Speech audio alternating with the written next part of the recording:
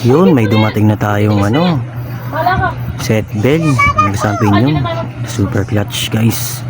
So yun, papakita ko sa inyo yung bell ko. Nabili ko kay Timbrador, kay Loriam. Solid, napakalapad yung bell niya. Talagang ubos lahat yung clutch mo dito.